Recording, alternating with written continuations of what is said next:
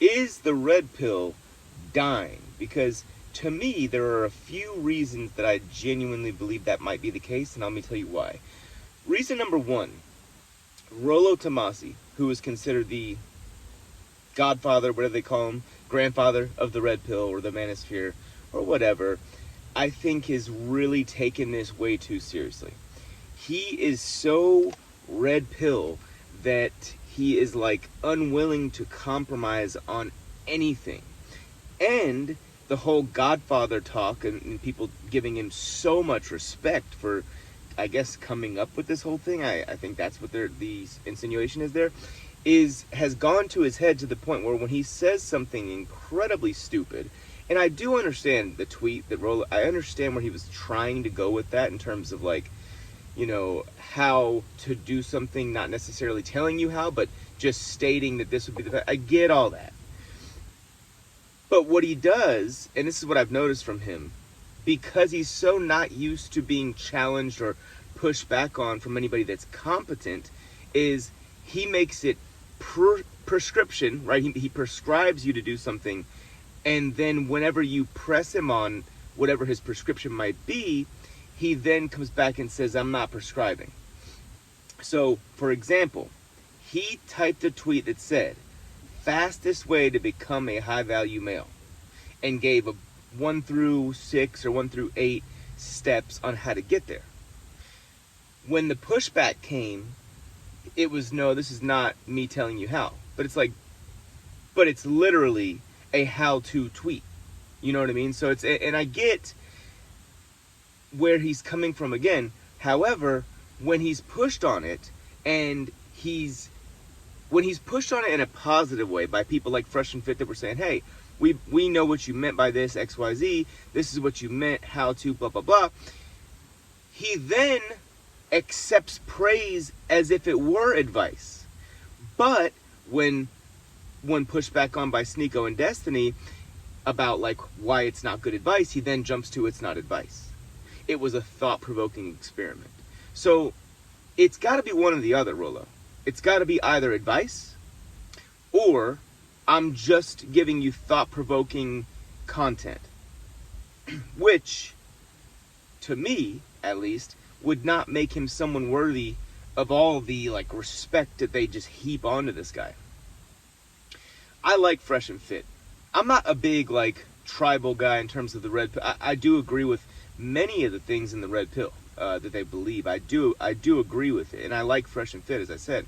I think they're really high character guys, especially Myron.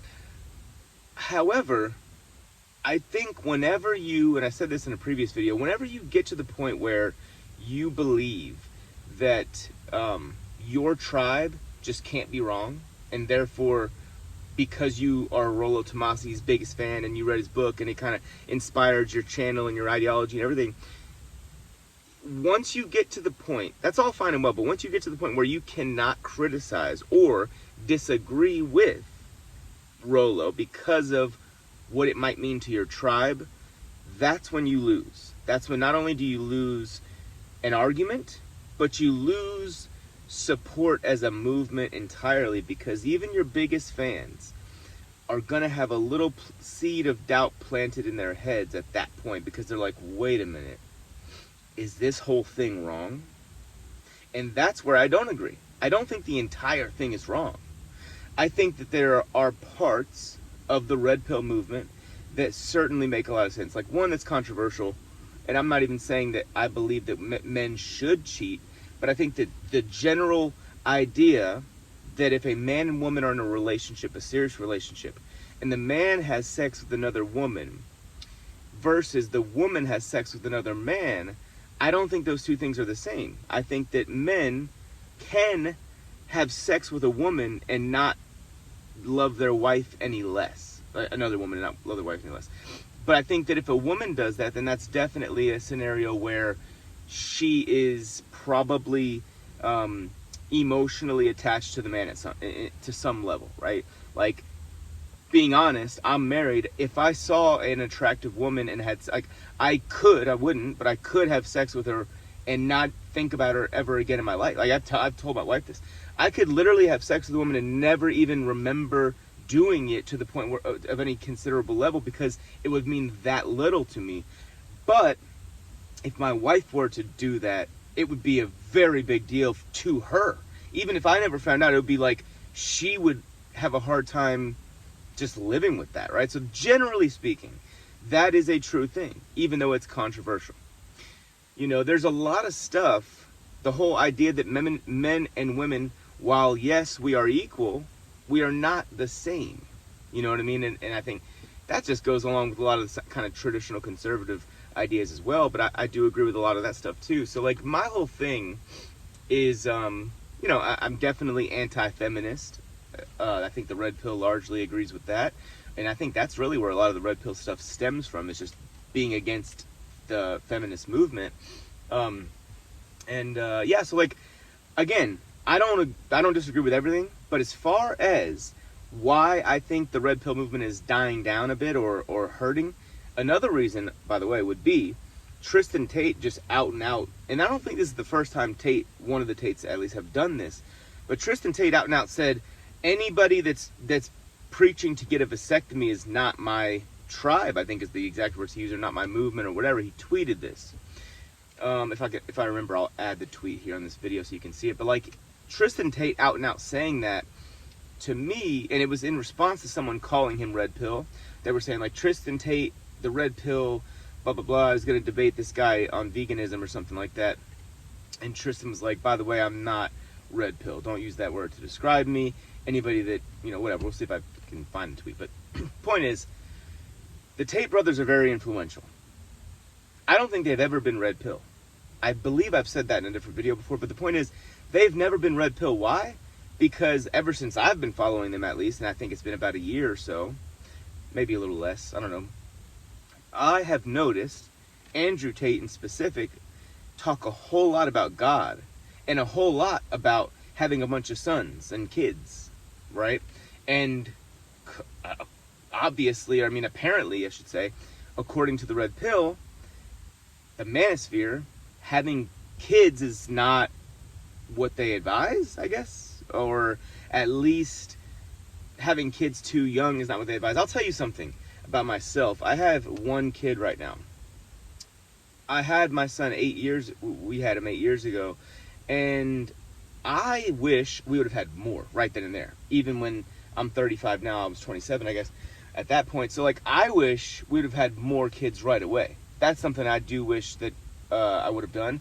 And the whole red pill idea is like, no, you shouldn't have any kids until you're like, you know, basically 40 or older. And I think that is very bad advice. And the reason I say that is because of this, man. First of all, there is no guarantee you make it to 40. So if you die a rich 30-year-old, what's the point without children? You could be the most successful, 30-year-old that's ever lived. But if you don't have any kids, then then you just die out. Your bloodline, you don't even pass it on. It doesn't live on. It dies with you. To me, that is devastating if your concern is legacy. And I think a lot of red pill guys would tell you that they want a good legacy, because the whole message is basically to be successful and then like everything else is easier, which I agree with that premise.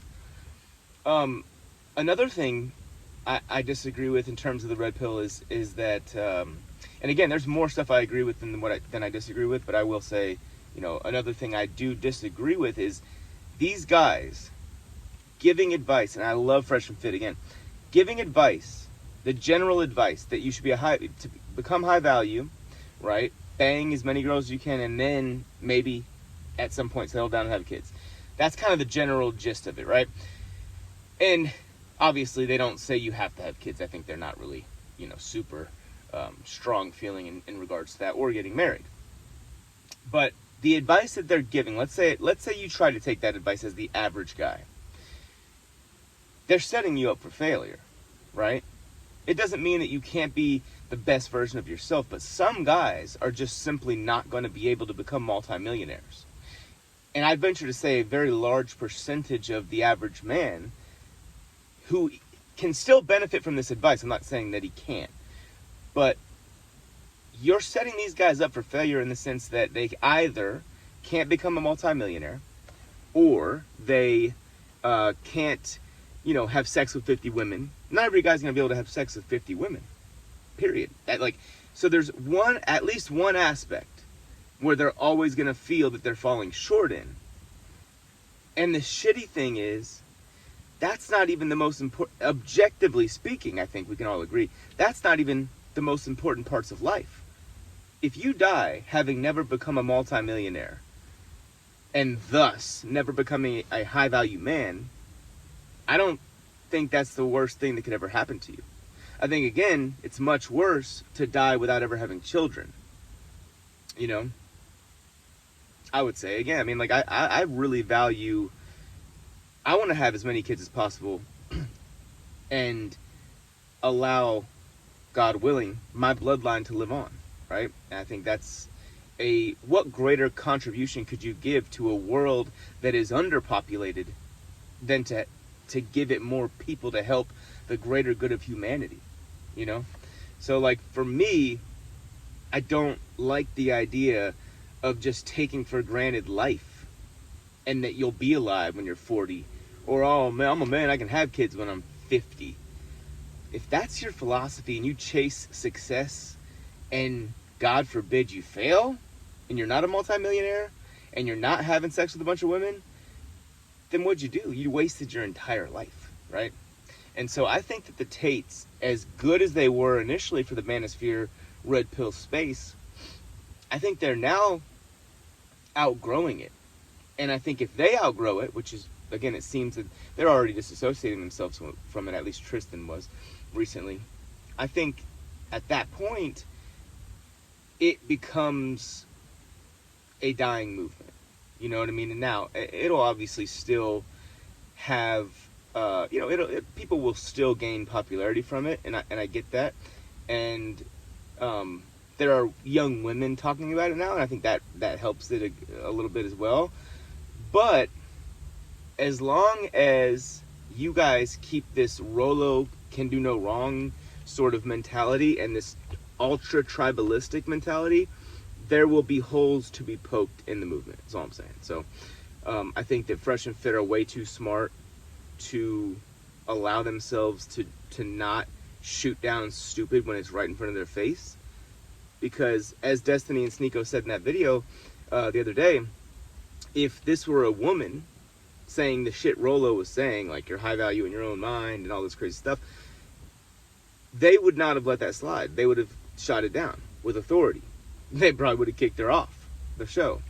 And so, like, allowing Rollo, because he's like this guy that you just have such respect for, to not ever be wrong is worsening the thing that you believe so much in the whole entire Manosphere Red Pill movement thing. So that's my kind of take on it. And let me know what you guys think. Subscribe if you're enjoying the content. I'll see you in the next one.